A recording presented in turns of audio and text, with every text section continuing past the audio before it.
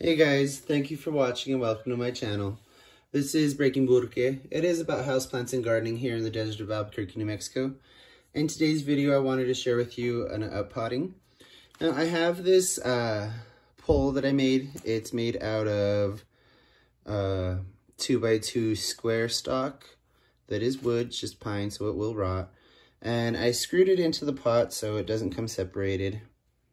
Let's see if we can see the screw. Where is it? Right here.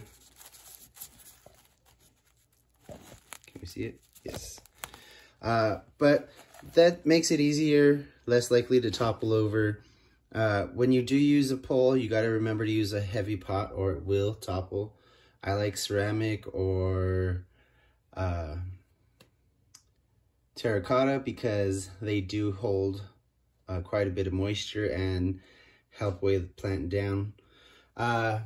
The pole that I made here is a little bit different from my last one. This is out of like a gunny sack material. I can't remember what it's called right now, but yeah, it's very nice because you can spray it. It's natural, super easy to do because this covers about a 3-inch band where the string only covers a very small part, and it takes a lot longer to do.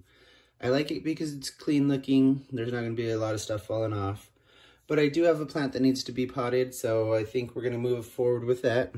This I bought as a cutting about 1.5 years ago. Philodendron Mayoi. It does need to be watered, and I have been holding back on watering it because I knew I was going to up-pot it. Beautiful leaves, you can see. But this thing, like I say, 1.5 years old from cutting. So I kind of forgot about it on the shelf. I have been watering it. I have been admiring the new leaves and how they change.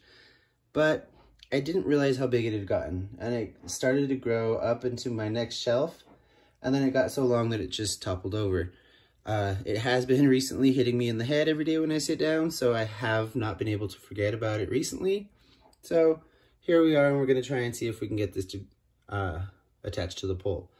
Now, since it is so long, we will probably end up having to either prune it or tie it to it because it's not going to attach naturally the way it should right away. But, I mean, that's kind of the risk you take when you let your stuff go too far. You can see here on the bottom, it's just in a little 4-inch pot. And it does have a little bit of discoloration on the top there. I did at one point put moss on top because this thing was drying out way too quick. Then after it got established, it was holding on to too much water, so then I had to peel off most of the moss. What's left is just what I didn't care to move. Give your pot a little squeeze if you can. That'll usually loosen it up from the sidewalls and allow you to pull it out easier. I'm doing this single-handedly, so sorry if it doesn't look very elegant.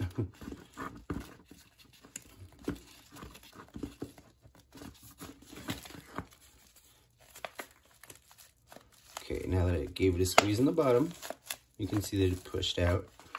So now it'll come out. And let's take a look at those roots. Very nice and healthy, very tan or white colored. So, I mean, it doesn't look root bound or anything. I don't think we'll have to mess with that. If anything, I think what I'm going to do here, give a couple squeezes to the top, see if I can get that hard, gross looking soil off.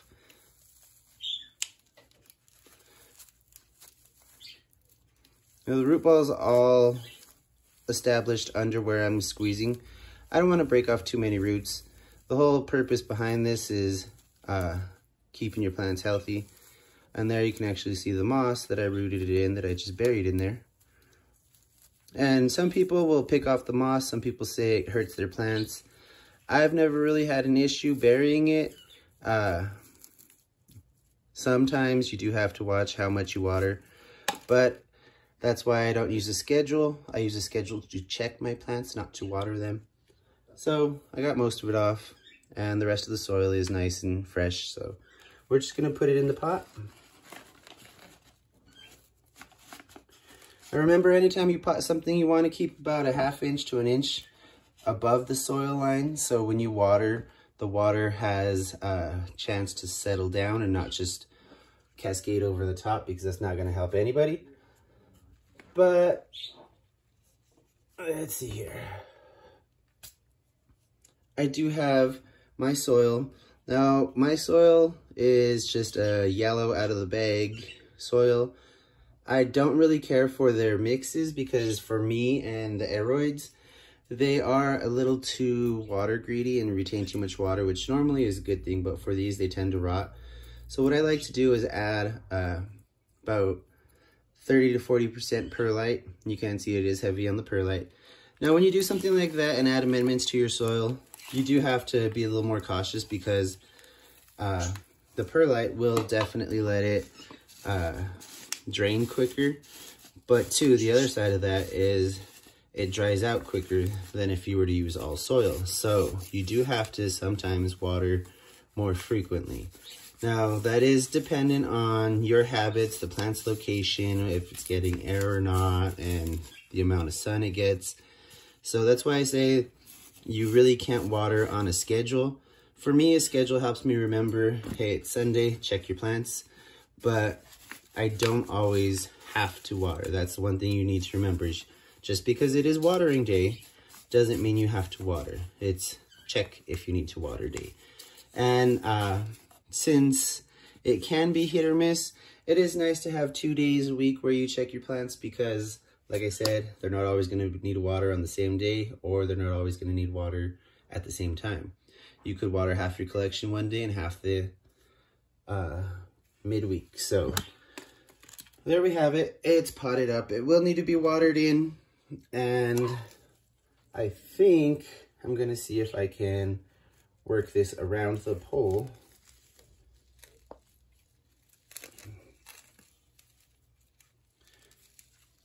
Now, some of the leaves may look a little twisted or backwards for a few days. Now just put it in an area where it'll receive some sun and those leaves will start to turn around and straighten out. You can manipulate them as long as you don't break them. But yeah, that's about it. Like I said, I will have to tie it up because it did not have a chance to stick to the pole while it was growing, so it's not going to be attached technically, but hopefully it will attach itself and start to produce more of those bigger, prettier leaves. This is Philodendron Mayoi, in case I haven't said. I did buy 2 of them because they said that there was Tahiti that was a new version. It's not, it's the same plant. A lot of these people will rename plants occasionally. Maybe it's because the patent wore out or whatever it is, but it does happen. So do your research, make sure you're getting what you want and not another copy of a plant you already have. Thank you for watching. Please remember to like, comment, and subscribe, and let me know if you want to see how I made this pole in a video. See you in the next one. Bye.